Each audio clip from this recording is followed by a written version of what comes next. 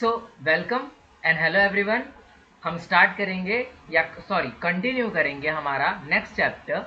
Next मतलब जो हमने प्रीवियस पार्ट में कवर किया हुआ था एटॉमिक स्ट्रक्चर में, जो हमने प्रीवियस पार्ट में कवर किया हुआ था अपने चैप्टर में एटॉमिक स्ट्रक्चर, या आप स्ट्रक्चर ऑफ एटम जो भी बोलना चाहो बोल सकते हो। ठीक है, हमने उसको क्या किया था, कंटिन्यू, मतलब कल हमने स्टार्ट किया था और आज हम उसको फर्दर क्या करेंगे, कंटिन्यू करेंगे। प्रीवियस क्लास में हमने देख ली थी कि जो इलेक्ट्रॉन होता है उस पर चार्ज होता है 1.602 इंटू 10 टू द पावर क्या -19। मास ऑफ इलेक्ट्रॉन क्या होता है बच्चों, 9.1 into 10 to the power -31 kg। ठीक है, ये तो बहुत ही इंपॉर्टेंट बातें हमें क्या चल गई थी, पता चल गई थी। ठीक है, एक और चीज हमें पता हुई थी, charge of electron upon mass of electron का जो एक रेशियो था, जो हमें बताया गया था कैथोड रे डिस्चार्ज ट्यूब, या कैथोड रे डिस्चार्ज ट्यूब हमने प्रीवियस क्लासेस में जो पढ़ी थी, हमारे प्रीवियस क्लास में जो हमने पढ़ी थी वो आया था 1.759 into 10 to the power +11 coulomb पर केजी। जो हमें ये वैल्यूज मिली थी, कल के दिन हमने ये तीन इंपॉर्टेंट चीजें देखी थी, जो कैसे इलेक्ट्रॉन की खोज होती है, फिर कैसे हम उससे चार्ज ऑफ इलेक्ट्रॉन निकालते हैं, फिर कैसे हम उससे मास ऑफ इलेक्ट्रॉन निकालते हैं। आज के दिन हमारा जो टॉपिक ऑफ डिस्कशन है वो इसके आगे की है, आगे की टॉपिक है, जो कि आपके एनसीईआरटी के बुक में टॉपिक दी हुई है, discovery of protons and neutrons. क्या, डिस्कवरी ऑफ प्रोटॉन्स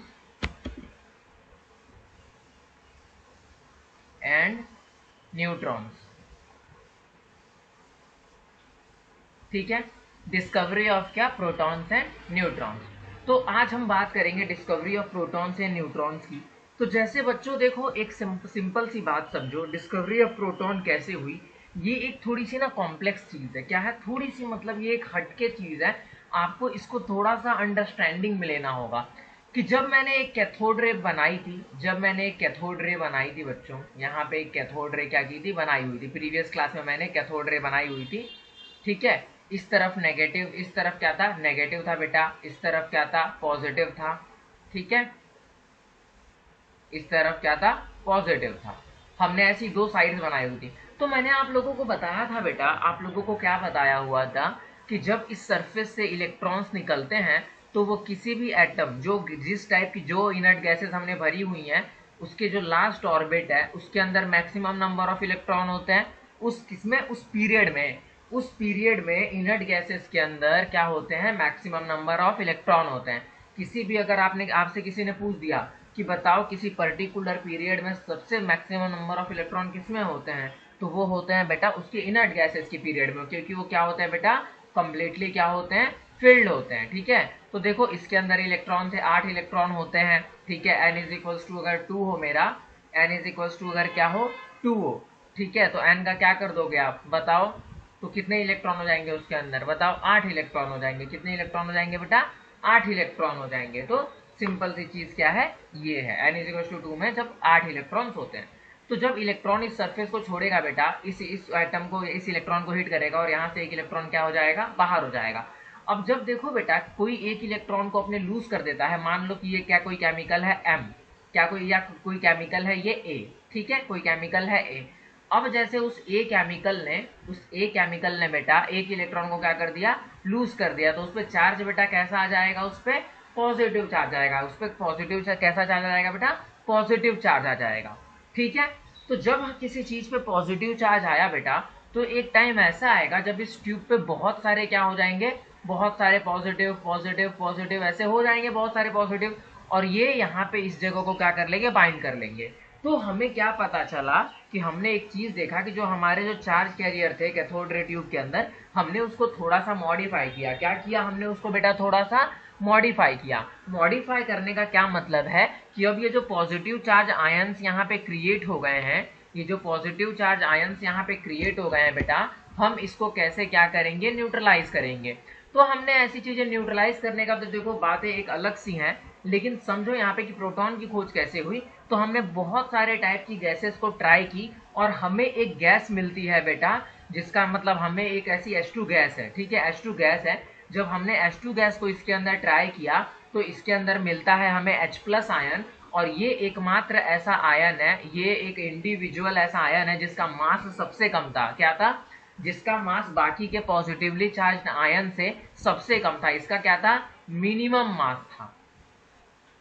ठीक है, इसका क्या था? मिनिमम मास था, क्योंकि इसके अंदर कोई भी न्यूट्रॉन प्रेजेंट नहीं था। ये आज की मतलब ये बहुत मॉडर्न स्टडी ने बताया हुआ है। लेकिन जब H+ को हमने इसके अंदर पुट किया और जब हमने इलेक्ट्रॉन की बम्बार्डमेंट करवाई और जब इससे एक इलेक्ट्रॉन निकलता है और जब जो H2 गैस है जब वो 2H+ आयंस में कन्वर्ट होती है, जब वो कन्वर्ट होती है 2H+ आयंस में, तो हम देखते हैं कि इंडिविजुअल H+ आयन का जो मास है वो बहुत ही ज्यादा क्या है? कम है।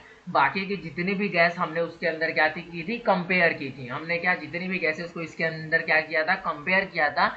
उसके अकॉर्डिंग जो H+ का मास है बेटा वो सबसे कम है। तो हमने कंसिडर कर लिया कि जो H+ का मास होगा, जो H+ होता है उसी को हम क्या बोलेंगे बेटा? प्रोटॉन बोलेंगे। उसी को हम क्या बोलेंगे बेटा? प्रोटॉन बोलेंगे। अब देखो नेक्स्ट पेज में मैं इसको थोड़ा ब्रीफली समझाता हूँ। जो भी एक हाइड्रोजन का एटम होता है उसके अंदर एक इलेक्ट्रॉन होते हैं और न्यूक्लियस के अंदर क्या प्रेजेंट होता है? खाली एक प्रोटॉन प्रेजेंट होता है। ठीक है, एक प्रोटॉन प्रेजेंट होता है और यहाँ पे एक इलेक्ट्रॉन जो है वो मूव कर रहा है। जब यहाँ से एक एनर्जी की कोई रे आती है और इसको क्या करती है? हिट करती है। मान लो इसकी फ्रीक्वेंसी है कुछ म्यू, ठीक है, और सफिशियंटली एनर्जी है इसके पास। क्या है? सफिशियंट एनर्जी है, क्योंकि कभी भी किसी भी इलेक्ट्रॉन को उसके ऑर्बिट से निकालने के लिए उसके पास क्या होनी चाहिए? सफिशियंट फ्रीक्वेंसी या एनर्जी होनी चाहिए उसके अंदर। ठीक है, तो देखो म्यू है, इसके पास सफिशियंट एनर्जी है। जब इसने इलेक्ट्रॉन को बाहर कर दिया न्यूक्लियस से, तो ये खाली मेरा एक ऐसा पार्टिकल बच गया जिसके पास क्या है? सिर्फ एक प्रोटॉन है, क्योंकि न्यूट्रॉन तो हाइड्रोजन के अंदर प्रेजेंट नहीं होता। No neutron present in hydrogen. यहाँ पे मैं लिख लेता हूँ बच्चों, बहुत ही इंपॉर्टेंट क्या है? पॉइंट है ये। कोई भी प्रोटॉन कोई भी न्यूट्रॉन क्या होता है? प्रेजेंट नहीं होता। तो अब जो H+ आयन है मेरा, उसके अंदर सिर्फ क्या बच गया बेटा? एक प्रोटॉन बच गया। ठीक है, इसीलिए हमने इसको क्या माना? एक मिनिमम वेट का क्या माना? प्रोटॉन माना। ठीक है, इसीलिए हमने इसको क्या माना? एक मिनिमम वेट का हमको एक एटम मिला जिसके अंदर कोई भी इलेक्ट्रॉन नहीं था, तो हमने उसको क्या कंसिडर किया? प्रोटॉन कंसिडर किया। अब चलो इससे मिलती जुलती हमने जो ऑब्जर्वेशन की, हमने जो एक्सपेरिमेंट की, हमें उसमें क्या क्या चीजें हमने एब्जॉर्ब की, क्या क्या चीजें हमने हमारे ऑब्जर्वेशन में आई और कैसे हमने उन चीजों को क्या किया? टैकल किया। उस चीज पे हम थोड़ा सा डिस्कस करते हैं। अब देखो बेटा, जैसे हमने कैथोड रेज में बताया हुआ था आप लोगों को, जब हमने इलेक्ट्रॉन्स की स्टडी की थी, तो हर एक इलेक्ट्रॉन क्या थे? एक आइडेंटिकल पार्टिकल थे। मतलब मैंने बताया हुआ था आप लोगों को कि अगर किसी भी एटम, किसी भी मॉलिक्यूल या किसी भी आप क्या कहते हैं पर्टिकुलर एटम, हाइड्रोजन से लेके अननोन ऑक्टियम तक या अननोनियम तक, किसी भी अगर एलिमेंट को आप पकड़ोगे बेटा, किसी भी एलिमेंट को पकड़ोगे तो उसके अंदर जो इलेक्ट्रॉन है वो आइडेंटिकल मिलता है। लेकिन वही बात की जाए अगर कैनल रेस की, किसकी? कैनल रेस की। ठीक है, जिसकी डिस्कवरी में जो पॉजिटिवली चार्ज रेस थी, ठीक है, जो पॉजिटिवली चार्ज पार्टिकल है। कैनल रेस क्या है बच्चों? एक पॉजिटिवली चार्ज पार्टिकल है। क्या है? पॉजिटिवली चार्ज पार्टिकल है। मैं बताऊंगा क्या है ये पॉजिटिव चार्ज पार्टिकल, समझो जरा। देखो, जब मेरे इलेक्ट्रॉन्स ने किसी पार्टिकल को, किसी एटम को हिट किया, ठीक है, किसी एटम को क्या किया? हिट किया, तो उसके अंदर से एक इलेक्ट्रॉन क्या हो गया? बाहर आ गया। उसके अंदर से एक इलेक्ट्रॉन बेटा क्या हो गया? बाहर आ गया। जब ये एक इलेक्ट्रॉन यहां से बाहर आ गया, तो मान लो कि इस एटम का नाम ए है, तो ए के ऊपर कैसा चार्ज आ गया? पॉजिटिव चार्ज आ गया। इस ए के ऊपर पॉजिटिव चार्ज आ गया। इन्हीं पॉजिटिवली चार्ज आयंस को क्या बोलते हैं बेटा? कैनल रेज बोलते हैं। क्या बोलते हैं बेटा? कैनल रेज बोलते हैं। अब समझो बेटा कि एक तरफ मैं हाइड्रोजन ले रहा हूं और एक तरफ मैं ले रहा हूं नियॉन। क्या ले रहा हूं? नियॉन। तो सब बच्चों को पता है कि नियॉन का जो मास है, ठीक है, वो बहुत ज्यादा है। नियॉन का जो मास है वो हाइड्रोजन के कंपेयर में बहुत ज्यादा है। तो सिंपल सी चीज है कि अगर नियॉन का पॉजिटिव आयन बनेगा और हाइड्रोजन का पॉजिटिव आयन बनेगा, तो भी नियॉन का मास तो बहुत ज्यादा होगा बेटा।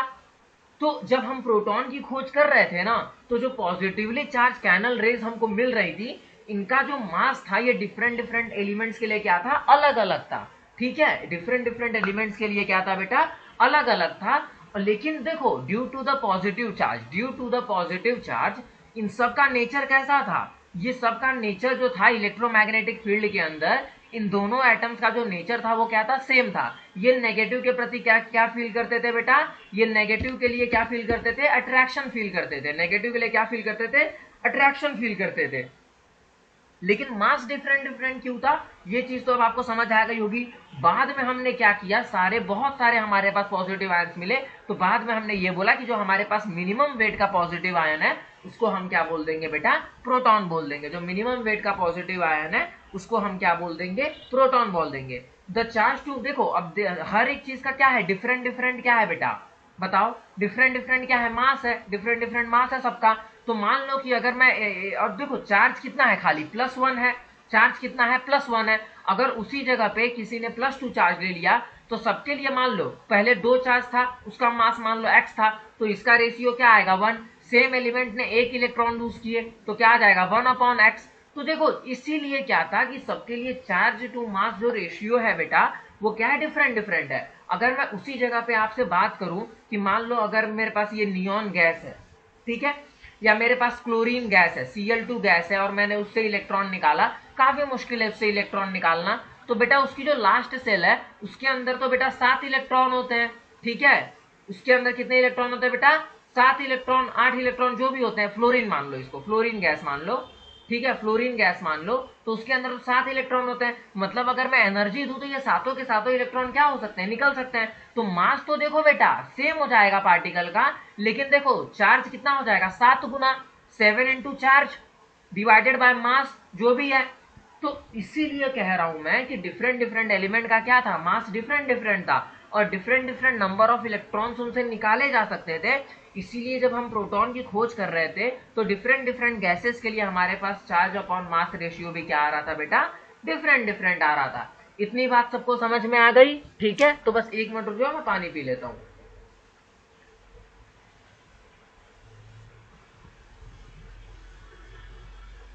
अब आगे चलते हैं, ठीक है। मान लो आपके पास बेटा कोई चार्ज पार्टिकल है जिसके पास +1 चार्ज है, दूसरा एटम मान लो मेरे पास मैग्नीज है जिसके ऊपर +2 चार्ज है, तीसरा मेरे पास एल्यूमिनियम है जिसके ऊपर कैसा चार्ज है, +3 चार्ज है, ठीक है।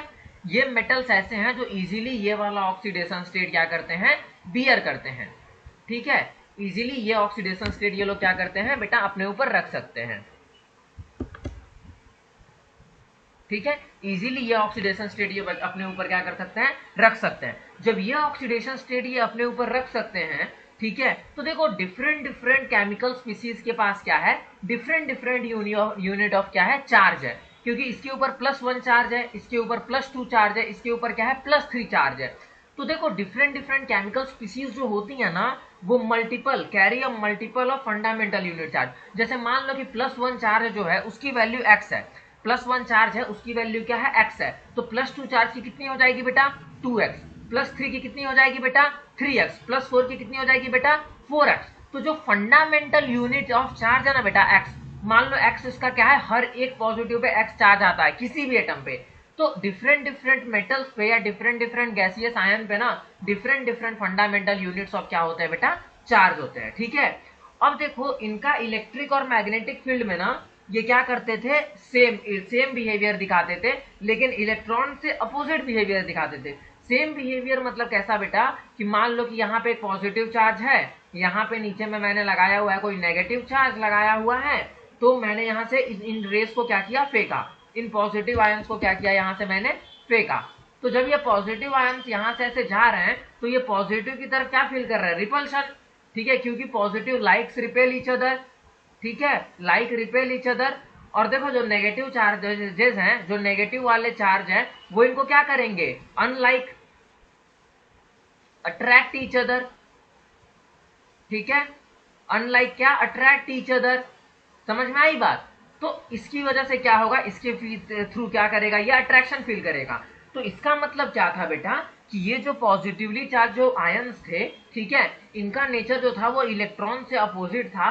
और चूंकि हाइड्रोजन हम लोगों को मिला जो सबसे स्मॉलेस्ट पार्टिकल था, जो सबसे स्मॉलेस्ट पार्टिकल था, मतलब इसका जो मास था वो सबसे मिनिमम मास था। क्या मास था उसका, मिनिमम मास था। तो हमने H+ आयन को क्या कंसिडर कर लिया बेटा, कि जो H+ आयन है वो एक स्मॉलेस्ट क्या है, पार्टिकल है, जिसको हमने क्या नाम दिया बेटा, प्रोटॉन नाम दिया। क्या नाम दिया बेटा हमने इसको, प्रोटॉन नाम दिया। तो तो बेटा प्रोटॉन की जो खोज है वो यहां से होती है 1919 में ये जो वर्ड सामने आता है जिसको हम बोलते हैं क्या, प्रोटॉन। ठीक है, अब देखो इसी के साथ साथ एक पार्टिकल था न्यूक्लियस में, ठीक है, जब हमने अल्फा बम्बार्डमेंट करवाई हुई थी, ठीक है, तो जो पार्टिकल दूसरे पार्टिकल से डिफ्लेक्शंस नहीं फील कर रहे थे, तो एक सर थे, साइंटिस्ट थे, उन्होंने क्या बोला कि जो न्यूक्लियस है बेटा उसके अंदर सिर्फ दो टाइप के, एक टाइप के पार्टिकल्स नहीं पाए जाते, सिर्फ प्रोटॉन्स नहीं पाए जाते उसके अंदर।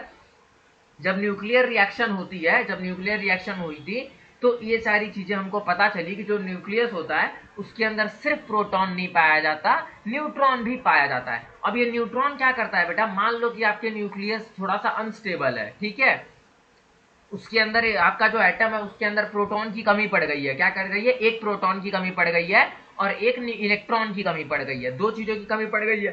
तो जो बेटा न्यूट्रॉन है ना वो अपने आप को ब्रेक करेगा, जो न्यूट्रॉन है अपने आप को ब्रेक करेगा और वो एक प्रोटॉन बनाएगा और एक क्या बनाएगा बेटा, इलेक्ट्रॉन बनाएगा। ठीक है, एक प्रोटॉन बनाएगा और एक क्या बनाएगा बेटा, इलेक्ट्रॉन बनाएगा। तो ये प्रोटॉन की खासियत होती है। जब न्यूक्लियर रिएक्शंस हुई तो हमें ये ऑब्जर्वेशंस पता चली। तो अब तक सब बच्चों को ये पता चल चुका है कि प्रोटॉन जो है वो कैसे आया, ठीक है, न्यूट्रॉन जो है वो कैसे आया, ठीक है, इलेक्ट्रॉन जो है वो कैसे आया, ठीक है।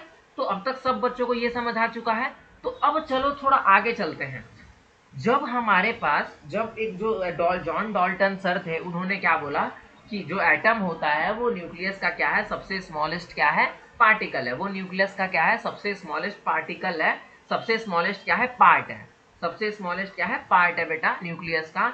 और उसके अंदर जब जब मतलब फर्दर स्टडी की गई तो एटम के अंदर हमने देखा कि इलेक्ट्रॉन प्रेजेंट होता है, प्रोटॉन प्रेजेंट होता है और क्या प्रेजेंट होता है बेटा, न्यूट्रॉन प्रेजेंट होता है।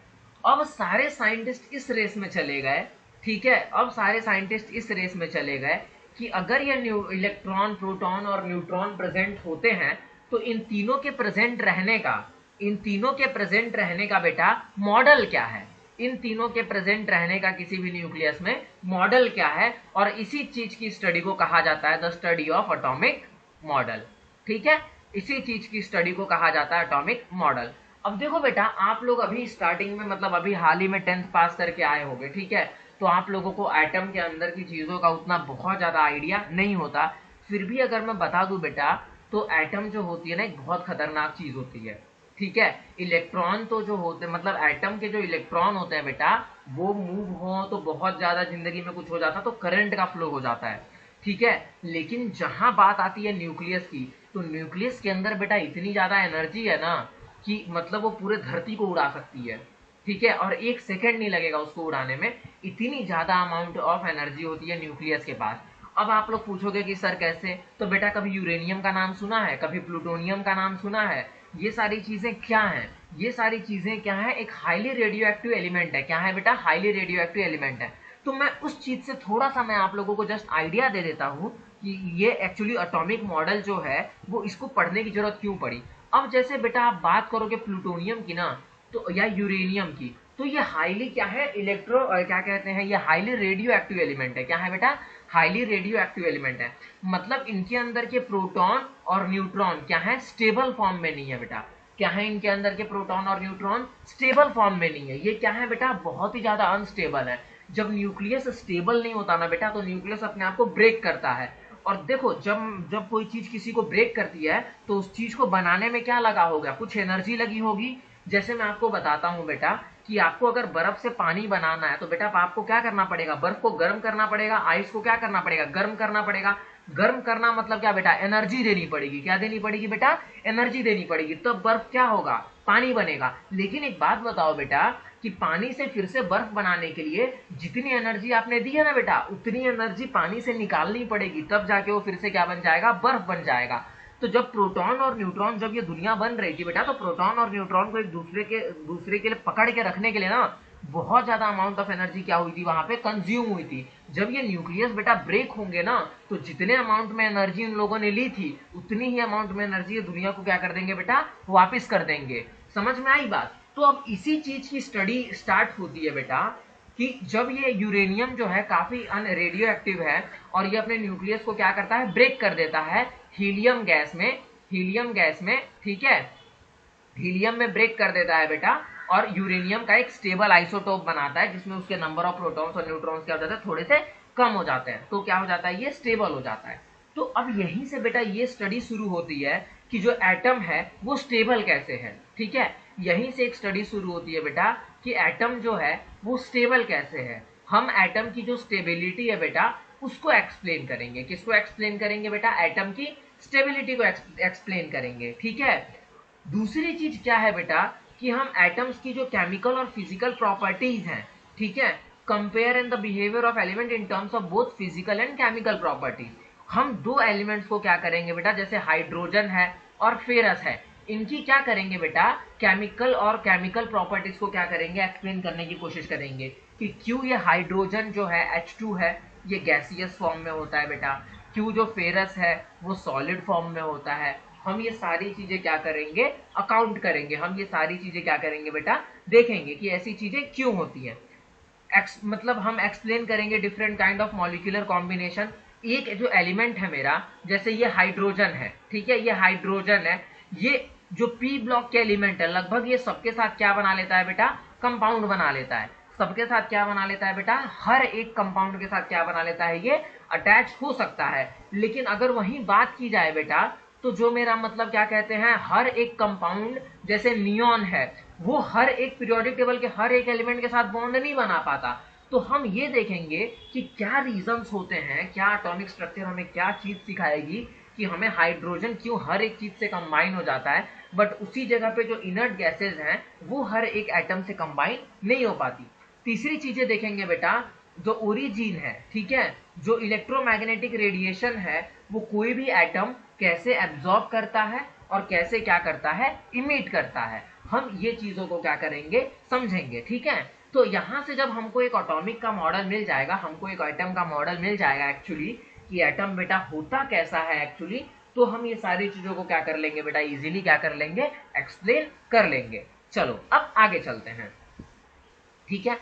अब देखो बेटा समझ में आओ, अब मैं कुछ नेक्स्ट पेज पे जाने से पहले ना मैं कुछ चीजें बहुत ज्यादा क्लियर कर देना चाहता हूं, ठीक है, कि मास ऑफ चार्ज ऑफ, देखो जो चार्ज ऑफ इलेक्ट्रॉन होता है ना, इलेक्ट्रॉन पे कैसा चार्ज होता है बेटा, इलेक्ट्रॉन क्या एक नेगेटिव पार्टिकल है, हमने उसको क्या बोला कि वो एक नेगेटिव चार्ज पार्टिकल की तरह क्या करता है, बिहेव करता है, ठीक है। तो एज अ नोमेनक्लेचर पार्टिकल की तरह क्या करता है बेटा, बिहेव करता है। तो एक एज अ 1.67, ठीक है, 1.067 ऐसा हमने एक वैल्यू ली है बेटा, हमने 1.0 देखो 1.02 into 10 to the power -19 coulomb. ये क्या होता है बेटा, किसी भी इलेक्ट्रॉन पे क्या होता है बेटा, चार्ज होता है। ये क्या होता है बेटा, किसी भी इलेक्ट्रॉन पे क्या होता है बेटा, चार्ज होता है, ठीक है। कुलॉम या इलेक्ट्रॉन वोल्ट है, हाँ कुलॉम होता है, ठीक है, कुलॉम होता है किसी भी इलेक्ट्रॉन पे charge. 1 electron volt is equal to क्या होता है, इतना कुलॉम होता है।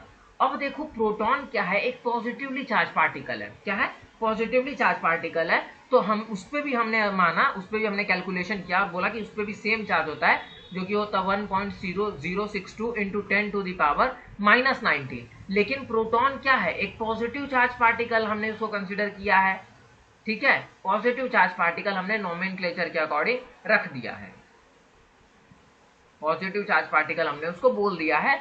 तो उस पर कितना चार्ज होता है बेटा, इतना चार्ज होता है। अब वहीं अगर बात की जाए मास ऑफ इलेक्ट्रॉन की, तो वो होता है कितना बेटा, 9.11 इंटू 10 टू द पावर -31। थोड़ा अच्छे से लिख देता हूं मैं, बस एक मिनट रुक जाओ। हाँ देखो यहाँ पे कितना मास होता है प्रोटॉन का, 9.1 into 10 to the power -31 kg में बता रहा हूं मैं। मास ऑफ प्रोटॉन कितना होता है, 1.67, ठीक है, into 1.672 into 10 to the power -27 kg। मतलब मास ऑफ जो इलेक्ट्रॉन होता है बेटा वो मतलब बहुत ज्यादा, मतलब मास ऑफ जो प्रोटॉन है बेटा वो बहुत ही ज्यादा है, बहुत ज्यादा मैक्स है मास ऑफ किसके, प्रोटॉन के। ये किसका है, मास ऑफ इलेक्ट्रॉन, ये किसका है बेटा, मास ऑफ प्रोटॉन। तो मास ऑफ जो प्रोटॉन है वो बहुत ही ज्यादा बड़ा है, बहुत ही ज्यादा, मतलब ऐसा समझो कि अगर मास ऑफ प्रोटॉन मेरा 100 किलो है तो मास ऑफ इलेक्ट्रॉन जो है मेरा वो 1 ग्राम या 2 ग्राम है। तो अब मतलब समझ सकते हो तुम लोग कि मास ऑफ इलेक्ट्रॉन कितना कम है।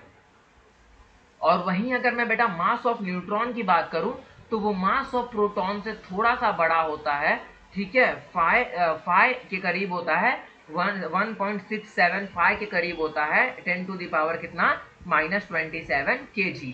इसीलिए बेटा मास ऑफ न्यूट्रॉन ज्यादा होता है, इसीलिए वो किसमें ब्रेक हो जाता है, प्रोटॉन और इलेक्ट्रॉन में, ठीक है, प्रोटॉन और इलेक्ट्रॉन में, ठीक है, समझ में आई बात। देखो एक बात कहूं मैं आप लोगों से, एक बहुत बड़ी बात बता रहा हूं, क्या पता आप लोग मतलब उस बात को मतलब समझ पाओ या ना समझ पाओ, लेकिन देखो बेटा दुनिया की हर एक चीज ना किसी चार्ज पार्टिकल से बनी हुई है। न्यूट्रल इस दुनिया में कोई नहीं होता, न्यूट्रल क्या होता है बेटा, इस दुनिया में कोई नहीं होता, ठीक है। अब जैसे आप सोचोगे कि सर फिर न्यूट्रॉन तो न्यूट्रल है, नहीं बेटा न्यूट्रॉन न्यूट्रल नहीं है, ये कॉर्क से मिलकर बना हुआ है। किससे मिलकर बना हुआ है बेटा, कॉर्क से मिलकर बना हुआ है, ठीक है। और कॉर्क्स दो पार्टिकल होते हैं जिनके ऊपर -1/3 और -2/3 ऐसे क्या होते हैं, या +2/3 या ऐसे कुछ तो कॉम्बिनेशन में क्या होते हैं बेटा, चार्जेस होते हैं। अब इन पॉजिटिव और नेगेटिव को आप एक ऐसा कंपेयर एक डेफिनेट प्रपोर्शन में मिलाओगे, मतलब मैं 2 नेगेटिव वाले ले लूं या एक पॉजिटिव वाला ले लूं और इन दोनों को मिला दूं, इन दोनों को क्या कर दूं बेटा, मिक्स कर दूं, तो मेरे पास क्या बन जाएगा, सारे नेगेटिव चार्ज क्या हो जाएंगे बेटा, न्यूट्रलाइज हो जाएंगे, ठीक है। इसीलिए बेटा दुनिया में हर एक चीज जो न्यूट्रल भी है वो भी किसी न किसी चार्ज पार्टिकल से मिलकर बनी हुई है, बस नेगेटिव और पॉजिटिव चार्ज उसमें इस तरह से बैलेंस हो गए हैं बेटा कि वो हमें न्यूट्रल की तरह दिखता है, या न्यूट्रल उसका क्या होता है, डिफ्लेक्शन, मतलब उसका किसी चीज में डिफ्लेक्शन नहीं होता, क्योंकि उसका इंटरनल स्ट्रक्चर ही ऐसा है कि उसके आधे न्यूट्रल, आधे जो नेगेटिव है और आधे क्या है, पॉजिटिव है, और दोनों ने मिलकर क्या कर दिया बेटा, उसको न्यूट्रलाइज कर दिया है। तो ये बेटा कंसेप्ट है, समझे। इसीलिए जब न्यूट्रॉन टूटेगा तो वो चार्ज पार्टिकल्स में टूटता है। अब समझ में आई बात, क्योंकि अगर उसका नेचर ही बेटा न्यूट्रल है तो कभी भी कैसे पॉजिटिव और नेगेटिव चार्ज कैसे चीजें दे सकता है, समझ में आ रही है आप लोगों को बात। इसका मतलब क्या है कि जो न्यूट्रॉन है वो भी कुछ ऐसे पार्टिकल से बना हुआ है जिनके ऊपर क्या है, चार्ज है, बस वो एक दूसरे से बंधे हुए हैं। तो सबको बात क्लियरली समझ में आ गई बेटा। कोई भी न्यूट्रल चीज कभी भी चार चीजों को क्या नहीं कर सकती, जन्म नहीं दे सकती। कोई भी न्यूट्रल पार्टिकल कभी भी किसी भी चार्ज पार्टिकल को जन्म नहीं दे सकता। समझ में आ गई बात, क्लियर। चलो अब आगे चलते हैं और आगे की चीजों को हम क्या करेंगे, देखेंगे, ठीक है। अब देखो एटम के मॉडल बनाने में ना, देखो बेटा एटम का मॉडल बनाना अपने आप में एक बहुत बड़ी चुनौती थी, ठीक है, अपने आप में एक बहुत बड़ी चुनौती थी। क्योंकि मान लो कि बेटा जो बायोलॉजिकल चीजें हैं उनको तो माइक्रोस्कोप से देखा जा सकता है, इलेक्ट्रॉन माइक्रोस्कोप से देखा जा सकता है, एटम को तुम कैसे देखोगे जबकि एटम जो है वो 10 टू द पावर -14 इतना छोटा है, तुम एटम को देखोगे कैसे। तो जब एटम बनाने की जो खोज हुई बेटा, जो एटम के मॉडल की जो खोज हुई ना, उसमें बहुत सारी गलतियां थी। क्या थी, बहुत सारी गलतियां थी। सबने जो है वो कुछ कुछ सही बताया, लेकिन एग्जैक्ट जो सही डेफिनेशन है वो किसी ने नहीं बताई, ठीक है। सबने थोड़ा थोड़ा सही बताया लेकिन एग्जैक्टली सही किसी ने नहीं बताया, ठीक है। तो अब देखो बेटा कि एक जो सिंपल सी चीज है, एक सर आए जिनका नाम था थॉमसन, जिनका नाम क्या था, थॉमसन क्या था उनका नाम था। इन्होंने हमें एक जानकारी दी, क्या जानकारी दी बेटा, कि जो एटम होता है हमारा, क्या होता है बेटा, जो एटम होता है हमारा वो कैसा पार्टिकल होता है। जो एटम होता है, यहाँ पे समझो, अगर इस स्केल पे आप लोग समझ सको तो ज्यादा बेटर है, ठीक है। एटम जो होता है बेटा हमारा वो कैसा होता है, एक चार्ज पार्टिकल होता है। कैसा होता है बेटा, एक चार्ज पार्टिकल होता है। मतलब एटम जो होता है चार्ज पार्टिकल होता है, उसके अंदर इलेक्ट्रॉन का कैसा मूवमेंट होता है पता है, जैसे एक वाटरमेलन है। क्या है बेटा, एक वाटरमेलन है। क्या है बेटा, एक वाटरमेलन है, ठीक है। वाटरमेलन कैसा होता है बेटा, वाटरमेलन कैसा होता है कि वाटरमेलन के अंदर बीज होते हैं, क्या होते हैं, सीड्स होते हैं, बहुत सारे क्या होते हैं, सीड्स होते हैं, बीज होते हैं। वैसे ही उन्होंने बोला कि जो मेरा एटम होता है ना वो एक वाटरमेलन की तरह होता है, और जो ब्लैक ब्लैक जो बी सीड्स होते हैं वाटरमेलन के अंदर, जो ब्लैक ब्लैक सीड्स होते हैं वाटरमेलन के अंदर, वो क्या होते हैं बेटा, आपके इलेक्ट्रॉन्स हैं। जो ब्लैक ब्लैक है वो क्या है बेटा, आपके इलेक्ट्रॉन्स हैं। और जो ब्लैंक स्पेस है, जो बाकी का पूरा ब्लैक दिख रहा है, वो मेरा पॉजिटिवली चार्ज क्या है, स्फेयर है। वो मेरा क्या है, पॉजिटिवली चार्ज स्फेयर है, ठीक है, पॉजिटिवली चार्ज स्फेयर है। अब देखो बेटा यहीं पे एक चीज हो जाती है, समझो। उन्होंने क्या बोला कि जो मेरा वाटरमेलन है ना, वाटरमेलन वो के अंदर जो बीज है ना वो मेरे इलेक्ट्रॉन है, और बाकी जो वाटरमेलन में जो रेड कलर का होता है ना, जितना भी पार्टिकल खाने लायक, जितना भी पार्ट वाटरमेलन में जो खाने लायक जो भी पार्ट होता है बेटा, वो मेरा क्या है, पॉजिटिवली चार्ज क्या हो गया, एक स्फीयर की तरह डिस्पर्स हो गया है। मतलब उन्होंने पॉजिटिवली चार्ज का ना कोई भी एक सॉलिड फॉर्म में ना, मतलब हमें नहीं बताया कि पॉजिटिवली चार्ज क्या है, मास है कि क्या है, इन्होंने ऐसा कोई भी आइडिया हमें नहीं दिया। उन्होंने क्या बोला कि जो रेड कलर का जो स्पेस होता है वाटरमेलन के अंदर, वो क्या है, मेरा एक पॉजिटिवली चार्ज क्या है, स्फीयर है, जो कि मतलब डिस्पर्स हो गया। पॉजिटिवली चार्ज यहाँ पे क्या हो गई है बेटा, डिस्पर्स हो गई है। उन्होंने क्या हमें ऐसा कुछ समझाया, ठीक है। अब ये जो थियरी है बेटा, ये आगे जाके रॉन्ग हो जाती है जब रुदरफोर्ड सर आते हैं। कौन से सर आते हैं बेटा, रुदरफोर्ड सर आते हैं, और ये थियरी आगे जाके क्या हो जाती है, रॉन्ग हो जाती है। क्योंकि अगर सर ने मतलब अगर उन्होंने ऐसी चीज बताई है बेटा, तो कैसे बताई है जरा वो समझो, रुदरफोर्ड इस चीज को कैसे गलत साबित करते हैं। अब रुदरफोर्ड जो है बेटा, ठीक है, वो एक सोर्स ऑफ अल्फा पार्टिकल लेते हैं। क्या लेते हैं बेटा, वो एक सोर्स ऑफ अल्फा पार्टिकल लेते हैं, ठीक है। समझो सोर्स ऑफ अल्फा पार्टिकल क्या है।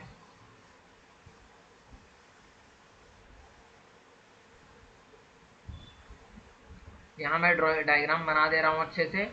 जो बच्चे हैं 11th के, जो बोर्ड के लिए प्रिपेयर करेंगे, वो इस डायग्राम को एकदम प्रॉपरली बनाएंगे, ठीक है।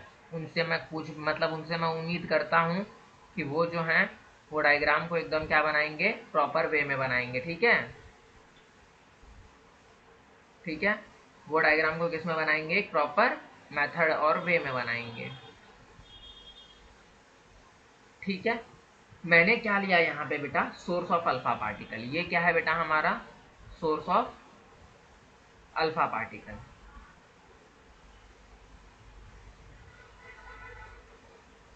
ठीक है। अब यहां से जो है बेटा मेरे अल्फा पार्टिकल, इसको जाके क्या किए, हिट किए। समझो मैं डिफरेंट कलर से दिखाता हूँ। जो मेरे बेटा अल्फा पार्टिकल्स हैं वो गए और इस पार्टिकल को क्या किए, स्लिट है, ये लीड की पीस है। क्या है बेटा, ये लीड की पीस है। अब लीड की पीस का क्या मतलब है, जरा समझो। लीड का प्लेट और लीड की पीस का क्या मतलब है। मान लो बेटा कि आप किसी रूम के अंदर हो, मान लो कि आप किसी रूम के अंदर हो, ठीक है, और मतलब वहां पे एक लाइट का सोर्स है। क्या है बेटा, एक लाइट का सोर्स है। अब ये लाइट का जो सोर्स है बेटा, ये तो हर एक डायरेक्शन को लाइट देगा, हर क्या देगा, हर एक डायरेक्शन को लाइट देगा। अब आपको सिर्फ ये लाइट एक नॉर्मल से पॉइंट में चाहिए, मतलब पॉइंट फॉर्म में एक स्ट्रेट लाइन में चाहिए, तो आप इसके सामने क्या रख दोगे बेटा, एक कुछ ऐसा प्लेट रख दोगे, और उस प्लेट के अंदर क्या कर दोगे आप, एक छोटा सा होल कर दोगे, जिससे जो बाकी की पूरी लाइट है वो कमरे के इस तरफ रहे, कमरे के क्या रहे, इस तरफ रहे, और सिर्फ एक स्मॉल मतलब पार्ट ऑफ लाइट या एक स्मॉल रे ऑफ लाइट क्या हो, पास हो। तो वही इसीलिए बेटा ये जो स्लिट है ये लगाई गई है, इसीलिए क्या लगाई गई है बेटा, ये स्लिट लगाई गई है। अब आगे समझो। अब मैंने यहाँ पे क्या लिया है, एक मैंने सेटअप बनाया है बेटा। क्या बनाया है मैंने, एक सेटअप बनाया हुआ। क्या बनाया हुआ है, एक सेटअप बनाया हुआ है। अब ये सेटअप किस चीज का है मैं आपको समझाऊंगा।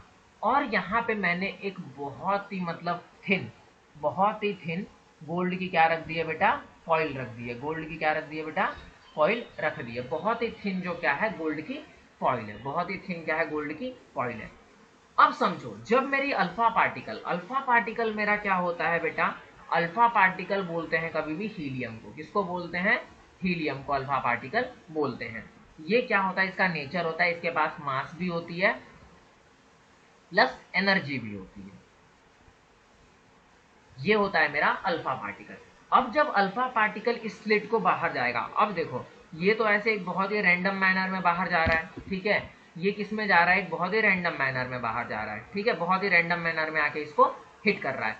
लेकिन जब ये इस स्लिट से निकलेगा बेटा, जब किससे निकलेगा, इस स्लिट से निकलेगा, तब ये एक स्ट्रेट लाइन में ट्रेवल करेगा। किस में ट्रेवल करेगा बेटा, एक स्ट्रेट लाइन में ट्रेवल करेगा। और फिर यहीं से जो हमारी कहानी है वो क्या हो जाती है बेटा, एक नया मोड़ ले लेती है। क्या ले लेती है कहानी, एक मोड़ ले लेती है। ये बहुत ही थिन स्लिट है। क्या है, बहुत ही ज्यादा थिन है। ये वाली जो स्लिट है ये क्या है, बहुत ही ज्यादा थिन है बेटा। क्या है, ये बहुत ही ज्यादा थिन है, बहुत ही ज्यादा थिन, टू थिन है, ठीक है, बहुत ही ज्यादा थिन है। ऐसा समझो पेपर जैसा थिन है, ठीक है। अब अल्फा पार्टिकल के पास क्या है, दोनों चीजें हैं, मास है, एनर्जी है, ठीक है। होना तो ये चाहिए था कि जब ये गोल्ड फॉइल पे पड़ी तो गोल्ड फॉइल को फाड़ फूड़ देनी चाहिए थी, ठीक है, लेकिन ऐसा हुआ नहीं, ठीक है, गोल्ड फॉइल तो कंप्लीटली डिस्ट्रॉय हो जानी चाहिए थी, ऐसा हुआ नहीं। हुआ क्या बच्चों, ये ध्यान दो। कुछ रेस क्या होती है बच्चों, जो रेज रिटर्न हो रही है, मैं अब डिफरेंट कलर से दिखाऊंगा, इसको टकराने के बाद मैं एक डिफरेंट कलर से दिखाऊंगा। कुछ रेस क्या होती है बेटा कि बेंड हो जाती है एक एंगल पे। क्या हो जाती है बेटा, कुछ रेस बेंड हो जाती है एक एंगल पे, ठीक है, कुछ रेस क्या हो जाती है बेटा, बेंड हो जाती है। कुछ रेस जिस डायरेक्शन में आई थी उसी डायरेक्शन में क्या हो जाती है, वापस आ जाती हैं। और कुछ रेस क्या होती है बेटा, स्ट्रेट लाइन में क्या कर जाती है, मूव कर जाती है। अब ये ऑब्जर्वेशन देखा हमने, अब इस ऑब्जर्वेशन को देख के तो एक हैरानी हो जाती है बेटा कि मैंने गोली चलाई और वो एक टिश्यू पेपर को टकराई और टिश्यू पेपर से टकरा के जो बुलेट है वो वापस आ गई, ठीक है। ऐसा कभी भी पॉसिबल हो सकता है क्या, ऐसा कभी भी पॉसिबल नहीं हो सकता, ठीक है। तो अब लेकिन इस एक्सपेरिमेंट में तो ऐसा हुआ है, इस एक्सपेरिमेंट में क्या हुआ बेटा, ऐसा हुआ है। तो अब हम इस चीज को कैसे एक्सप्लेन करें, अब इस ऑब्जर्वेशन से हमने क्या पाया, इस ऑब्जर्वेशन से हमको क्या नई चीज मालूम पड़ी। अब देखो बेटा, इस चीज को लगाने का फायदा अब आप लोगों को समझ आया कि जो भी रेस जो है वो डिस्पर्स होकर इधर उधर भाग रही है, ये प्लेट उनको क्या कर दे रही है, रोक ले रही है। और इन प्लेट्स पे मैंने जिंक सिलिकेट मतलब जिंक की एक लेयर बनाई हुई है बेटा, जिंक की एक लेयर बनाई हुई है। जब भी कोई पार्टिकल इस जिंक की लेयर से टकराता है तो वो क्या करने लगता है बेटा, ग्लो करने लगता है। क्या करने लगता है बेटा, ग्लो करने लगता है। इससे हमको पता चलता है कि जो अल्फा पार्टिकल जो हमारे हैं वो इधर इधर टकरा रही हैं और उधर उधर हमको क्या मिल रहा है बेटा, ग्लो मिल रहा है। उधर उधर हमको क्या मिल रहा है बेटा, ग्लो मिल रहा है। उधर उधर हमको क्या मिल रहा है, ग्लो मिल रहा है। तो ये ऑब्जर्वेशन ऐसे होती है बेटा, किसी भी लैब में जाओगे तो ऑब्जर्वेशन ऐसे होती हैं। हमको ऐसे ही नहीं पता चल गया कि अल्फा पार्टिकल यहाँ वहां टकराया है, हम तो देख भी नहीं सकते। वो जो ग्लो होता है ना, हम उस ग्लो को देखते हैं, ठीक है। तो अब क्वेश्चन ये उठता है बेटा कि यहाँ पे हुआ क्या होगा, ठीक है, यहाँ पे हुआ क्या होगा। तो अब क्वेश्चन क्या उठता है, ये उठता है। अब यहाँ ध्यान दो हुआ क्या है यहाँ पे, ठीक है। अब देखो यहाँ पे हुआ क्या है बेटा, जो मेरा एटम है ना, जो मेरा एटम है, ठीक है, वो कुछ इस तरीके का है। किस तरीके का है, इस तरीके का है। इसके जो न्यूक्लियस, इसको बोलते हैं बेटा न्यूक्लियस, स्पेलिंग पे मत जाना, इसको बोलते हैं बेटा न्यूक्लियस। और जो न्यूक्लियस के अंदर प्रेजेंट होता है बेटा उसको हम बोलते हैं न्यूक्लियॉन्स। क्या बोलते हैं उसको, न्यूक्लियॉन्स बोलते हैं उसको। हम क्या बोलते हैं बेटा, न्यूक्लियॉन्स बोलते हैं उसको। हम क्या बोलते हैं बेटा, न्यूक्लियॉन्स। और न्यूक्लियॉन्स क्या होते हैं बेटा, वो होते हैं प्रोटॉन, वो होते हैं बेटा न्यूट्रॉन, ठीक है, वो होते हैं प्रोटॉन, वो होते हैं न्यूट्रॉन, क्वार्क्स, ठीक है, एंटी मैटर, बहुत सारी चीजें इस न्यूक्लियॉन्स के अंदर क्या होती हैं, प्रेजेंट होती हैं। अब देखो जो मेरी अल्फा पार्टिकल है, ठीक है, वो जब आई और जब उसने मेरे न्यूक्लियस को हिट किया, तो जो मेरा न्यूक्लियस क्या है बेटा, एक बहुत ही ज्यादा, मतलब मैंने आप लोगों को क्या बताया था थोड़े टाइम पहले, ठीक है, कि ये जो कुछ पार्टिकल्स आते हैं और एटम्स को हिट करके रिवर्स हो जाते हैं। तो इस चीज से हमको क्या पता चला बेटा कि जो न्यूक्लियस का जो 99% जो मास होता है वो कहाँ, न्यूक्लियस के किस में प्रेजेंट होता है, एटम के किस में प्रेजेंट होता है, सेंटर में प्रेजेंट होता है। एटम के किस में प्रेजेंट होता है बेटा, सेंटर में प्रेजेंट होता है। और उस सेंटर को हम क्या बोलते हैं बेटा, न्यूक्लियस। मतलब जो मेरा 99% मास है न्यूक्लियस का, वो कहाँ प्रेजेंट होता है बेटा, मेरे न्यूक्लियस के अंदर प्रेजेंट होता है। कहाँ प्रेजेंट होता है बेटा, न्यूक्लियस के अंदर प्रेजेंट होता है, ठीक है।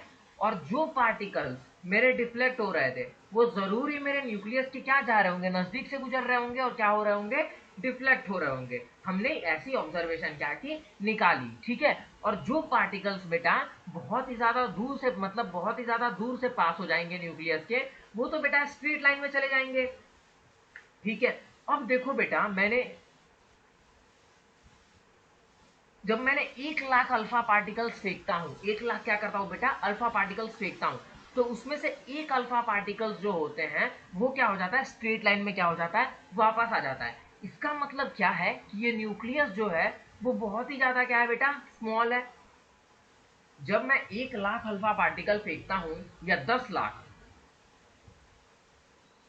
जब मैं 10 लाख अल्फा पार्टिकल्स को फेंकता हूं तो उसमें से कोई एक अल्फा पार्टिकल मेरा टकरा के क्या होता है बेटा, वापस आता है, ठीक है। और बाकी बहुत सारे डिफ्लेक्ट होते हैं और maximum number of alpha particle क्या करते हैं, 5 से 7 लाख अल्फा पार्टिकल जो है, 7 लाख अल्फा पार्टिकल्स जो है बेटा वो क्या हो जाते हैं, इकाई दहाई सैकड़ा हजार दस हजार लाख, हाँ, 7 लाख अल्फा पार्टिकल्स जो हैं बेटा वो स्ट्रेट लाइन में क्या कर जाते हैं, निकल जाते हैं। तो इससे हमारी ऑब्जर्वेशन क्या मिलती है एटम्स के बारे में, ठीक है, इसके ज़्यादा हमें क्या मतलब ऑब्जर्वेशंस मिलती हैं बेटा, इससे हमें ऑब्जर्वेशंस ये मिलती हैं बेटा कि जो हमारा जो न्यूक्लियस है वो एक उसका जो एटम का 99.99% जो मास होता है बेटा वो न्यूक्लियस के अंदर होता है। किसके अंदर होता है, न्यूक्लियस के अंदर। और न्यूक्लियस क्या होता है, बहुत ही स्मॉल होता है। न्यूक्लियस कैसा होता है बेटा, बहुत ही स्मॉल होता है। और न्यूक्लियस के बाहर जो होते हैं वो इलेक्ट्रॉन्स लाई करते हैं, ठीक है। और मान लो कि मेरा जो एटम है, जो न्यूक्लियस है वो एक फुटबॉल है। क्या है, मेरा एक फुटबॉल है। तो जो मेरा न्यूक्लियस, जो मेरा एटम होगा, मेरा जो न्यूक्लियस है वो एक फुटबॉल है। तो मेरा जो न्यूक्लियस है बेटा वो एक फुटबॉल के ग्राउंड के बराबर है, ठीक है। वो किसके बराबर है बेटा, एक फुटबॉल के ग्राउंड के बराबर है। हमने क्या दिया, ये वाला कंपैरिजन हमने दिया। ये वाला कंपैरिजन जो है हमने दिया कि अगर मेरा जो न्यूक्लियस है वो फुटबॉल है, क्या है, फुटबॉल है, ठीक है। तो जो मेरा क्या कहते हैं, जो मेरा फुटबॉल है, तो मेरा जो एक एटम है, जो मेरा एटम है पूरा, ठीक है, जो मेरा एटम है वो क्या है, फुटबॉल का क्या है, ग्राउंड है। फुटबॉल का क्या है बेटा, ग्राउंड है, ठीक है। तो ये सारी चीजें हम यहाँ पे क्या देखते हैं, ऑब्जर्वेशन में लेते हैं। और वही चीज हमको क्या पता चल गई है यहाँ पे इस एक्सपेरिमेंट से, जिसको रुदरफोर्ड सर का हम एक्सपेरिमेंट बोलते हैं। उससे हमको क्या पता चल गई है, ये सारी चीजें पता चल गई हैं। अब आगे चलते हैं बेटा, आगे हम क्या देखते हैं। अब इस एक्सपेरिमेंट ने हमको और क्या चीज बताई, ठीक है। इस एक्सपेरिमेंट ने हमको और ये चीज बताई कि जो मेरा न्यूक्लियस होता है बेटा वो इलेक्ट्रॉन से सराउंडेड होता है, ठीक है। वो इलेक्ट्रॉन से क्या होता है बेटा, सराउंडेड होता है। लेकिन फिर क्या हुआ बेटा कि फिर इन्होंने एक गलत बात बोल दी। यहाँ पे रुदरफोर्ड जो सर हैं उन्होंने एक गलत बात बोल दी बेटा। और वो गलत बात क्या थी ये समझो, ठीक है। लेकिन गलत बात से पहले उनकी एक सही बात है, सही पे फोकस कर लो थोड़ा सा, फिर मैं गलत बताता हूँ। उन्होंने क्या बोला कि जो मेरे प्रोटॉन होते हैं वो पॉजिटिवली चार्ज पार्टिकल्स होते हैं और जो इलेक्ट्रॉन होते हैं वो नेगेटिवली चार्ज पार्टिकल होते हैं। और प्रोटॉन और इलेक्ट्रॉन एक दूसरे से क्या फील करते हैं, इलेक्ट्रोस्टैटिक्स फोर्स ऑफ अट्रैक्शन। क्या फील करते हैं बेटा, इलेक्ट्रोस्टैटिक्स फोर्स ऑफ अट्रैक्शन। क्या करते हैं बेटा, ये फील करते हैं। इलेक्ट्रोस्टैटिक्स फोर्स ऑफ अट्रैक्शन क्या करते हैं बेटा, फील करते हैं। अब इन्होंने बेटा गलत बात क्या बोल दी पता है, इन्होंने गलत बात ये बोल दी ना कि जो मेरे इलेक्ट्रॉन का मूवमेंट होता है ना वो रेडियल पाथ में होता है। किस पाथ में होता है बेटा, रेडियल पाथ में होता है। और इलेक्ट्रॉन ऐसे मूव करता है, ठीक है, इलेक्ट्रॉन ऐसे मूव करता है, ठीक है। अब ये इन्होंने गलत बात बोल दी बेटा, क्या बोल दी, गलत बात बोल दी। अब इस गलत बात को बेटा हम सही मतलब अरे क्या कहते हैं, सही मतलब सही रिजल्ट क्या है, वो आगे जो है बोहर सर हैं, बोहर सर हमको ये गलत बात को सही तरीके से बताते हैं कि जो रुदरफोर्ड सर की गलतियां हैं बोहर सर उसको ठीक करते हैं, ठीक है। अब आगे चलते हैं, पहले कुछ चीजें देख लेते हैं फिर हम बोहर सर पे आएंगे, ठीक है। अब देखो बेटा, जो एटम का मैंने क्या बोला कि जो एटम का 99.99% मास होता है वो न्यूक्लियस के अंदर होता है। किसके अंदर होता है बेटा, न्यूक्लियस के अंदर होता है, ठीक है। और मेरे न्यूक्लियस क्या है बेटा, प्रोटॉन और न्यूट्रॉन। मेरे न्यूक्लियस क्या है बेटा, न्यूक्लियॉन्स क्या होते हैं बेटा, प्रोटॉन और न्यूट्रॉन। तो अगर आपको किसी ने बोला बेटा कि एटम का मास लिखो, ठीक है, मास नंबर मतलब मास लिखो एटम का, क्या लिखो, मास ऑफ एटम लिखो। तो आप सीधा सीधा लिखना mass of proton plus mass of neutron. ये क्या होता है बेटा, एक सिंपल सा क्या होता है, फॉर्मूला होता है किसी भी एटम का, कि एटम के मास का, मास ऑफ एटम का सिंपल फॉर्मूला होता है mass of proton plus mass of neutron. हम इलेक्ट्रॉन के मास को क्या कर देते हैं बेटा, नेग्लेक्ट कर लेते हैं। इलेक्ट्रॉन के मास को हम क्या कर देते हैं, नेग्लेक्ट कर देते हैं। इलेक्ट्रॉन के मास को हम क्या करते हैं बेटा, नेग्लेक्ट कर देते हैं, ठीक है। तो अगर आपसे किसी ने पूछा कि मास ऑफ प्रोटॉन और मास ऑफ न्यूट्रॉन क्या होता है तो आप उसको क्या कर दोगे, ऐसे लिखोगे। अब देखो बेटा मास नंबर किसको बोलते हैं, ठीक है। एक चीज और आ जाओ आप, एटॉमिक नंबर किसको बोलते हैं। अगर आपसे किसी ने पूछा बेटा कि एटॉमिक नंबर किसको बोलते हैं, ठीक है, अभी आप लोग 11th में हो, थोड़ा थोड़ा कंफ्यूज हो जाओगे ये टर्म को लेके, इसलिए मैं बहुत बढ़िया तरीके से बता रहा हूँ। एटॉमिक नंबर जिसको हम जेड से रिप्रेजेंट करते हैं, और एटॉमिक नंबर को बोलते हैं बेटा जो एटम का नंबर होता है। और एटम का नंबर हम किसको काउंट करते हैं? प्रोटॉन को। किससे को काउंट करते हैं एटम का नंबर? नंबर ऑफ प्रोटॉन को। किसको? नंबर ऑफ प्रोटॉन को हम क्या काउंट करते हैं बेटा? एटम का नंबर काउंट करते हैं। अब सेकेंड पॉइंट पे आओ, मास नंबर किसको बोलते हैं? ठीक है, मास नंबर। मैं यहाँ मास की बात नहीं कर रहा हूं बेटा, मास नंबर बात कर रहा हूं यहाँ पे। ठीक है, मास नंबर किसको बोलते हैं? और मास नंबर को काउंट करते हैं किससे? ए से। किससे काउंट करते हैं बेटा? ए से काउंट करते हैं। और मास नंबर होता है नंबर ऑफ प्रोटॉन, मतलब Z plus number of neutron. ठीक है,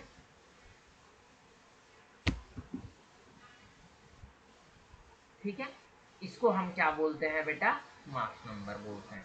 तो सब बच्चे इस फॉर्मूला को बहुत ध्यान से क्या कर लो, देख लो, और बहुत ध्यान से इन फॉर्मूले को क्या कर लो बेटा? याद कर लो। इन्हीं चीजों का लेना देना है आपके इस चैप्टर में, और कुछ टफ भी चीजें हैं। ठीक है, कुछ टफ चीजें हैं, उनका भी लेना देना है। हम उन चीजों को भी क्या करेंगे? बहुत अच्छे तरीके से क्या करेंगे? देखेंगे। ठीक है, चलो अब आगे चलते हैं बेटा। ठीक है, आगे चलते हैं, आगे की चीजों को पढ़ते हैं। ठीक है, अगर आपको किसी भी एटम को रिप्रेजेंट करना है बेटा, मान लो वो एटम क्या है आपका? एक्स है। मान लो वो एटम क्या है बेटा आपका? एक्स है। मैं हर एक चीज समझाते हुए चल रहा हूँ, इतने डिटेल में आप लोग किसी भी बड़े क्लासेस में पढ़ोगे, किसी भी बड़े क्लासेस में, तो आपको यही चीज पढ़ाई जाएगी। जितना कंटेंट मैं दे रहा हूँ, सेम कंटेंट आपको वहां पे भी मिलेगा। अगर आपको एक भी ज्यादा कंटेंट मिल गया तो आप प्लीज मुझे कमेंट बॉक्स में बता सकते हो, मैं उसको भी ऐड कर दूंगा। लेकिन जितने भी लेटेस्ट कंटेंट हैं या जितने भी सफिशिएंट कंटेंट हैं फिलहाल के लिए, मैं हर एक चीज वो आप लोगों को बताते हुए बेटा चल रहा हूँ, और मैं सवाल भी करवाऊंगा। किसी भी एटम को आप रिप्रेजेंट करोगे किसमें बेटा? एक्स में रिप्रेजेंट करोगे। ठीक है, तो कभी भी जो उसका मास नंबर होता है ना बेटा, उस एटम के सर पे लिखा जाता है। और जो एटॉमिक नंबर होता है बेटा, उसको किसमें लिखा जाता है? नीचे लिखा जाता है। और मास नंबर को हम डिनोट करते हैं बेटा ए से, और एटॉमिक नंबर को हम डिनोट करते हैं जेड से। ठीक है, मैं यहाँ पे लिख देता हूँ।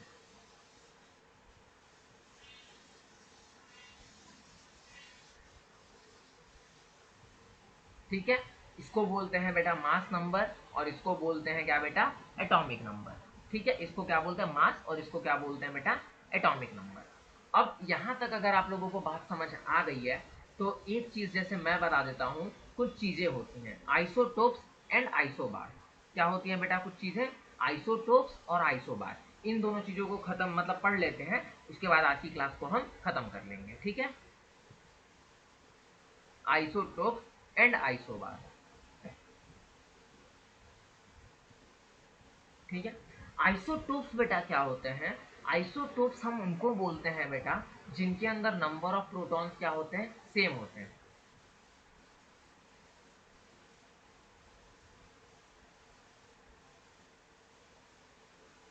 सेम होते हैं, नंबर ऑफ प्रोटॉन्स क्या होते हैं बेटा?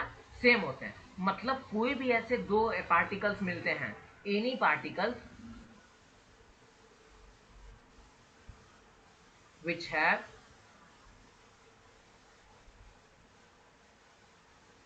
same number of protons, उनको हम क्या बोलेंगे बेटा? उनको हम क्या बोलेंगे बेटा? आइसोटोप्स बोलेंगे। क्या बोलेंगे बेटा? आइसोटोप्स बोलेंगे। अब आइसोबार्स किसको बोलते हैं बेटा? आइसोबार्स कभी भी उनको बोला जाता है। अब देखो, पहले ये आइसोटोप्स का समझ लो। तो हाइड्रोजन के ना 3 आइसोटोप्स होते हैं। क्या होते हैं बेटा? 3 आइसोटोप्स होते हैं। एक होता है हाइड्रोजन 1, दूसरा होता है ड्यूटेरियम, ठीक है, और तीसरा होता है क्या? ट्रीटियम। तीसरा क्या होता है बेटा? ट्रीटियम। जो देखो एक बात समझ लो, जो हाइड्रोजन होता है, जो प्योर आपका हाइड्रोजन होता है, जो नॉर्मल हाइड्रोजन होता है, क्या होता है? नॉर्मल हाइड्रोजन होता है बेटा, उसका जो मास होता है क्या होता है? 1 होता है। लेकिन उसी जगह पे आप ड्यूटेरियम देखोगे तो नंबर ऑफ प्रोटॉन क्या है? तीनों में क्या है? नंबर ऑफ प्रोटॉन क्या है? तीनों में क्या है?